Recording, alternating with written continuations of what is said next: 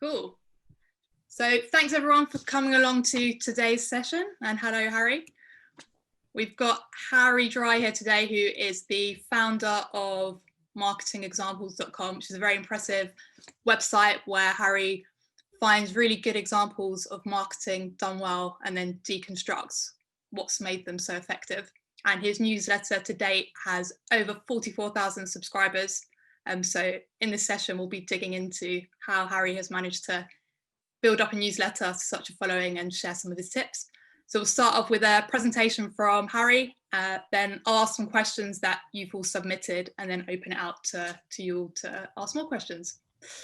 And that's enough from me. I'll pass over to Harry. All right, sweet. Well, thank you very much, Christina. I'm going to share my screen quickly. Hopefully this works. And I will keep this short and sweet. So basically, 18 months ago, I was working as a web developer in London, and I would use design. I was a designer really. So I'd use design inspiration pages all the time to help with my web design. And at the time, I'd never thought that 18 months later, I'd be doing a talk about growing a newsletter to 44,000 subscribers now. So it's really good to be here and share a couple of things I learned on the way. So let's get into this. So yeah, the website, Marketing Examples. It was the perfect idea for me at the time because I was working as a developer 5 days a week, so I didn't have too much time. So the thing about a newsletter business is that from day one, you just start writing, and evenings and weekends, I do articles, send it out to newsletter. And a couple of months later, another UK company called Email Octopus sponsored the website. And I left my job after 2 months and started ramping up the article production. And we're talking, so the talk here is about how to grow a newsletter. The one thing I definitely know a few things about. And I think it's often overcomplicated. It's basically two kind of variables: the number of people seeing your work and how many of them are converting to the newsletter. It's really that simple. That's how you get your signups. So how do you get people to see your work? Well, I think the misconception is that if you sort of host something on Substack, or if you stick a newsletter onto your company website or whatever you do, people will sign up. It doesn't happen like that. So the trick, far from a trick, but what I realized was that my newsletter should double as my content marketing. So I finish work, I'd write the articles, I'd share them all around the web, and they'd also be the newsletter themselves. It's kind of probably doesn't make too much sense, but let me get into this. So I would share on places like Reddit, Indie Hackers, and I think I got my first 100 subscribers when I wrote an article about Nomad List's SEO, and the founder of Nomad List shared the article on his Twitter page, and there you go, 100 subscribers is how I started. Now this sounds like a really basic operation, and it was, but over the last 18 months, it's morphed into something a bit more thought through. So when I say your newsletter should be your content marketing, what I basically mean is that you write something amazing about about your niche. So for me, it was marketing. And then you find all the different watering holes around the web where your audience hangs out. So for me, these are the different watering holes. You've got a bunch of different Facebook groups. The second column is a bunch of different communities, Slack groups, and a few different Reddit forums. It's kind of like the overview. And of course, Twitter is a big part of this as well, and LinkedIn. So let me see what we got. Video. Okay, I'll pause. Sorry, a little bit all over the place.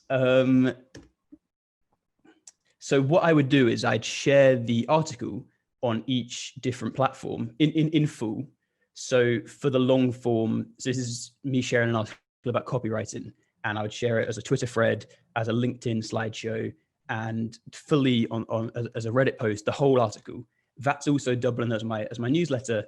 And the trick I sort of come across is that a lot of people, when they try and grow newsletters, they redirect people all the time. They say, oh, check out the newsletter or check out my article. But people don't, the trick I had was don't redirect people, wow them on the platform they're already using.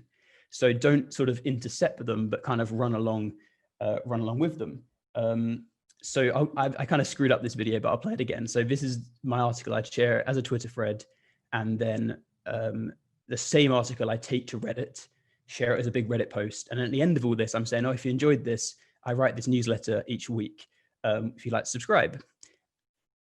So and then I also took this platform, so this idea onto Instagram and LinkedIn. So on Instagram, I'd use carousels and I would write the article out in a carousel, 10 slides in a carousel. And on LinkedIn, I'd use slideshows. So I've explained this absolutely awfully, but I hope you get the principle that basically you have this is how I did it. You have your content, which has to be really good. And then you split it into Facebook, LinkedIn, Instagram, Twitter, et cetera, different Reddit forums. And then the call to action on all these places where you share is, oh, by the way, if you'd like more, I've got this newsletter which I write each week. So that's the sort of too long don't read of how I grew my newsletter. Now, Facebook groups are a touch different, so you have to adapt your content to the platform. So on Facebook, you can't really share a whole newsletter. So what I would do is I'd break off a tip, sort of one standout tip from the newsletter, and post it in the group. And then often what would happen in the comments is people would say, oh, where did you get this from? And I'd link the article, or you kind of have a license to link the article. And to boil down this approach, essentially you're creating value on other people's platforms. So in my niche of marketing, it was Design News, Zest, Growth Hackers Forum, et cetera, et cetera. And then you try and transfer this sort of equity you've built up to your own platforms. And then email is how you sort of store everything. It's your store of value. Now, why email? Well, it's obvious. You read a blog, I've had about, 400,000 hits to my website over the last 18 months, but how many of them remember to come back? Not very many. They just forget about it. Life's short, life's busy. You've got Christmas presents to buy. So email is how I can continually hit them. Like I'm about to send out a newsletter as soon as this talk's ended, and in that newsletter will be 44,000 people who've read the website and they've signed up. Also, it's not going anywhere. It's been around for longer. It will survive for longer. It can't be paywalled. It's the best place to build an audience.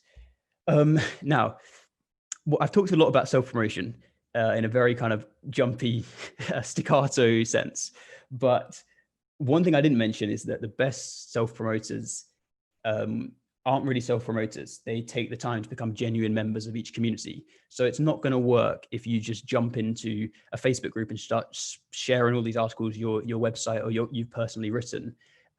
It's about building up little fans. And I'll tell you a story about this. So when I started Marketing Examples, there was someone called Steph Smith who was hosting a meetup in London. I didn't really want to go, but I thought I've got to meet some people in the marketing world. So I went to this meetup and kind of got to know her a little bit.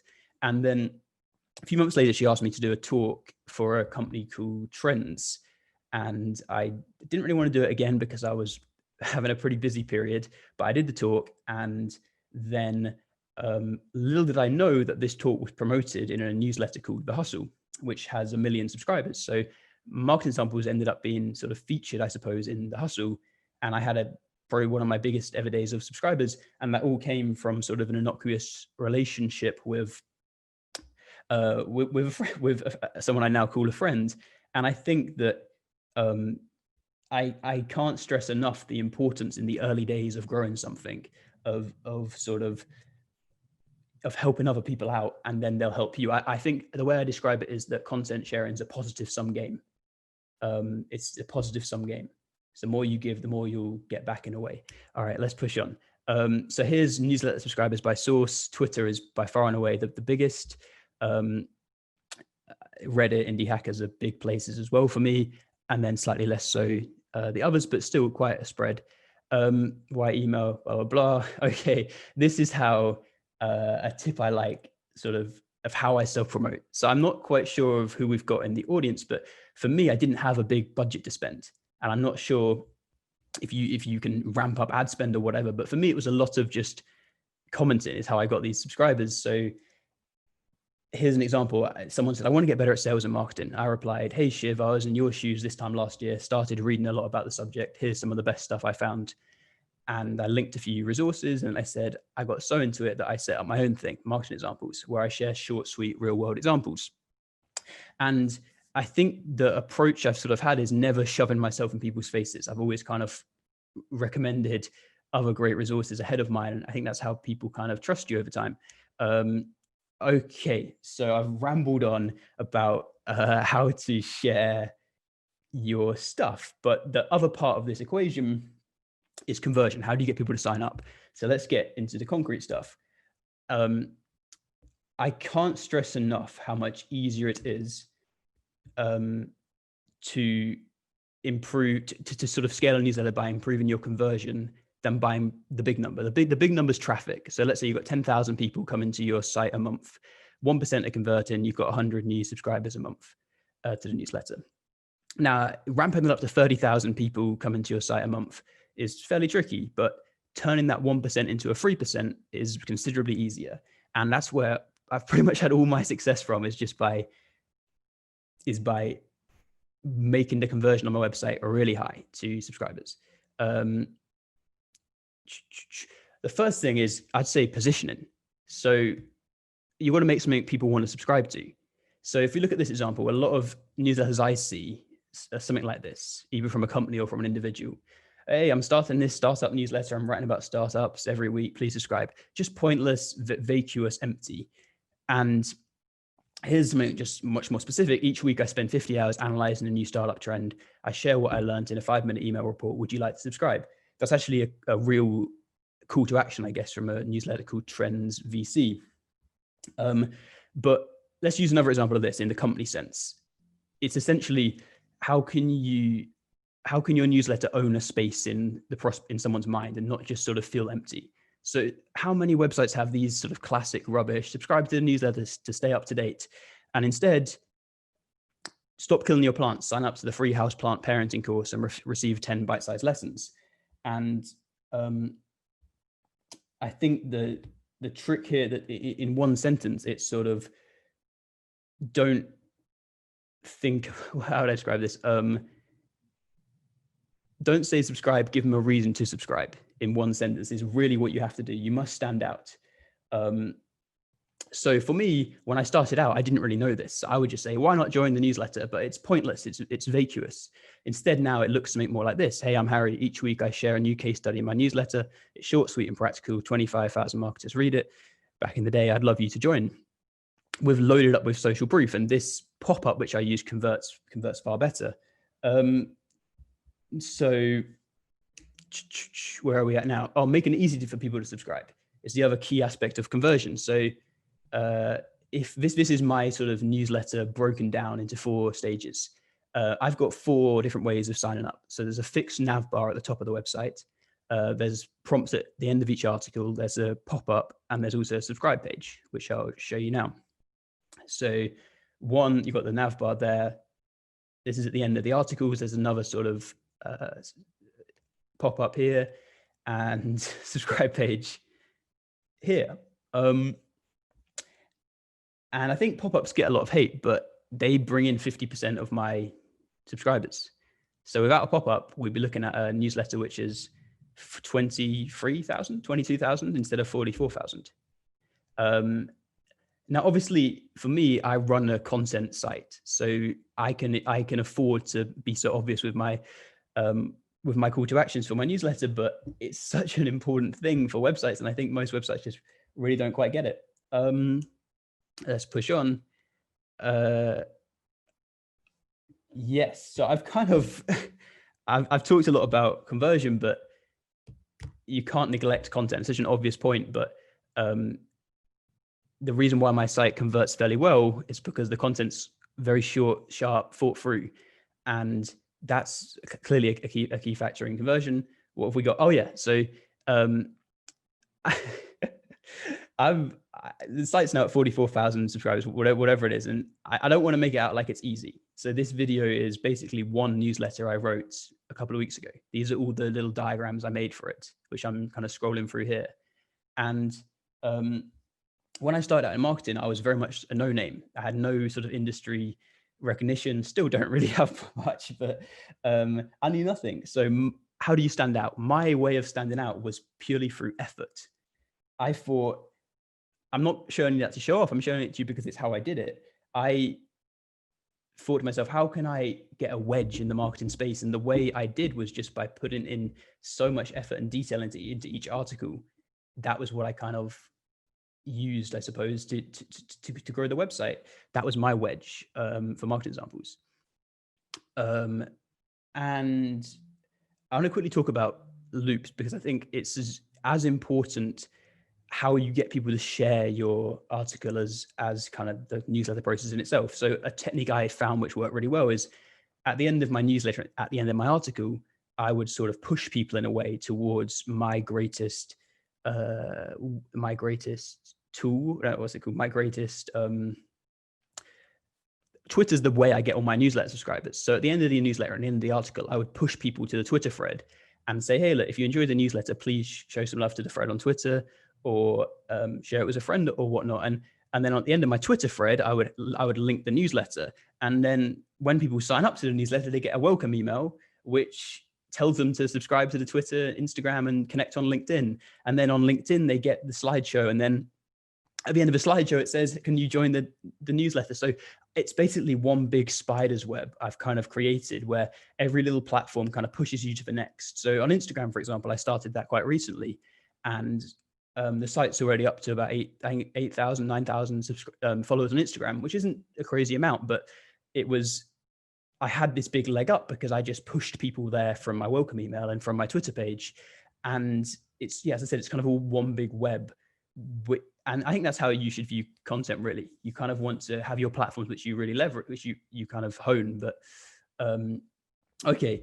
By the way, for whoever we've still got, I hope you found this somewhat useful, and I'm sorry I was so all over the place, but I hope there's still valuable stuff here. I want to just summarize what we've talked about. So the start was about a sharing strategy. This is how I grew my site. You have to have a sharing strategy for your content. It will not share itself. And then think about conversion. So that's creating something people actually want to read. If you start a newsletter and it's something like, please subscribe to my website for updates, you will not grow it in the slightest. You have to actually have a wedge, have a hook. Why should people, I mean, I was chatting to someone from the marketing meetup the other day, and their hook was, I think it was something like 5 tips, but we send them out at Tuesday at 12 a.m., Tuesday midday, and it's like the lunchtime newsletter. You have to have a reason. And then use X to build Y. So you sort of use your newsletter to grow your social media and vice versa. And it's all sort of one big organism. Something I haven't mentioned though is that companies, I think, are incredibly hard to grow sort of organically through. If you put your company at the center of your newsletter, you're going to struggle because no one wants to hear from a company. So something I've found which worked quite well is I am the star of the show in the newsletter.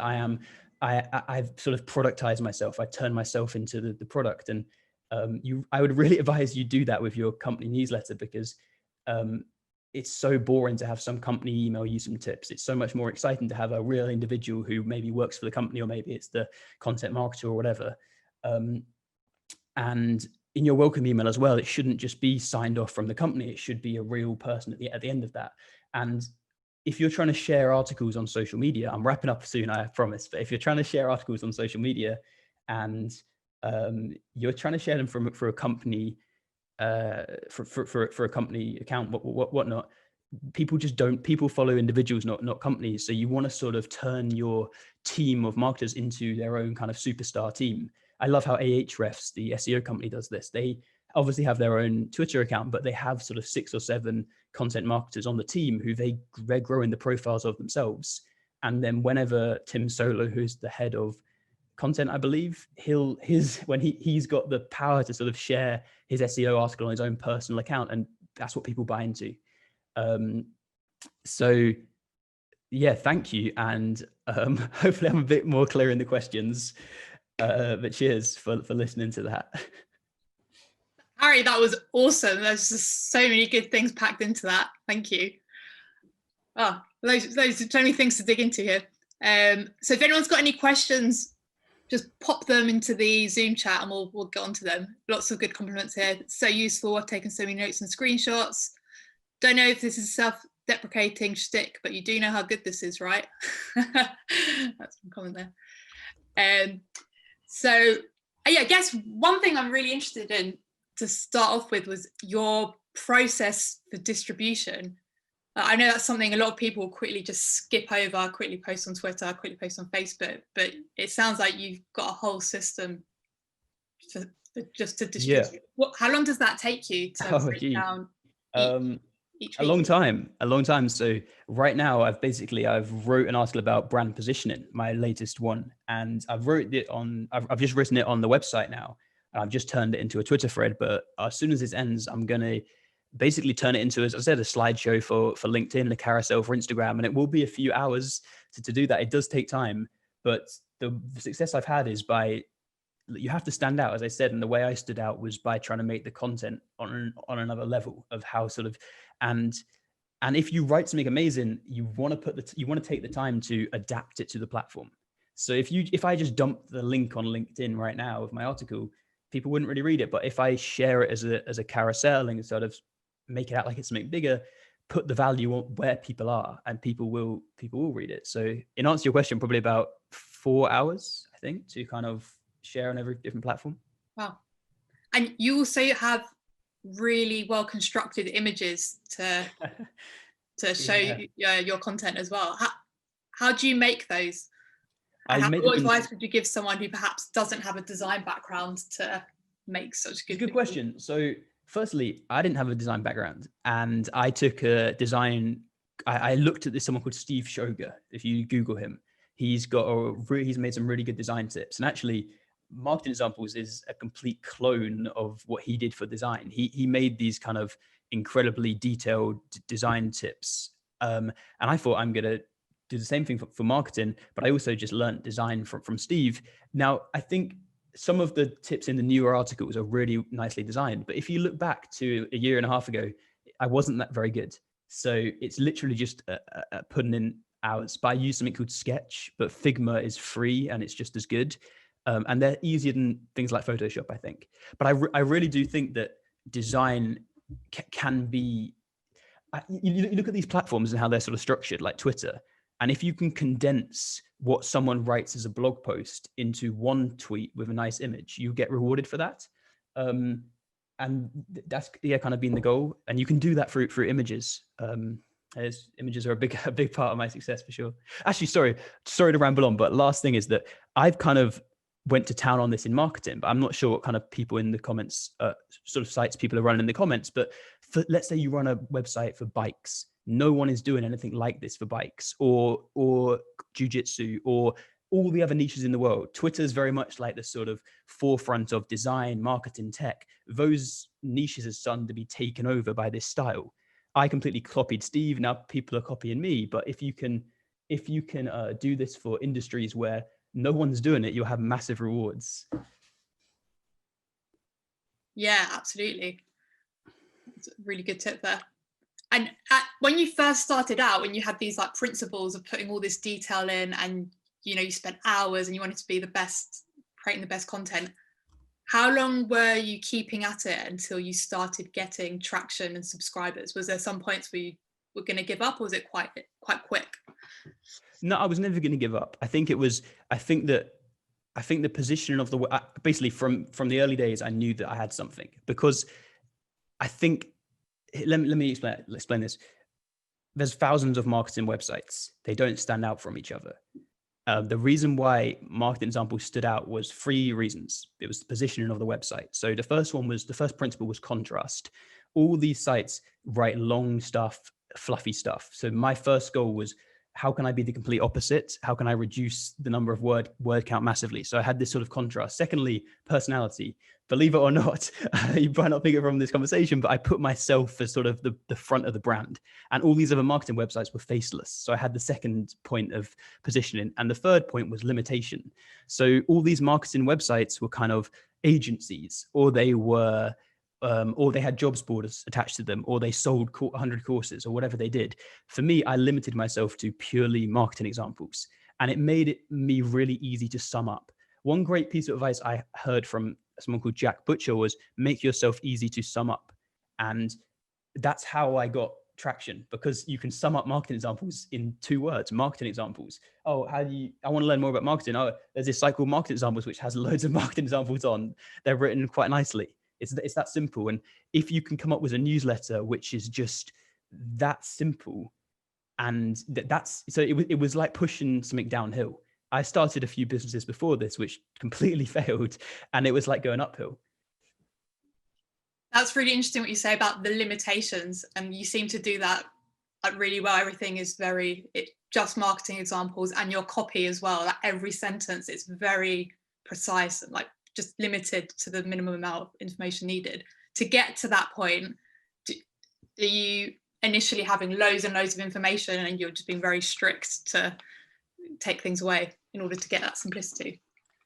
Yeah, you do. So how I start is I basically try and read everything about the subject. So one of my most successful articles, actually, before I get into this, one key point is that my success of the newsletter is very non-linear.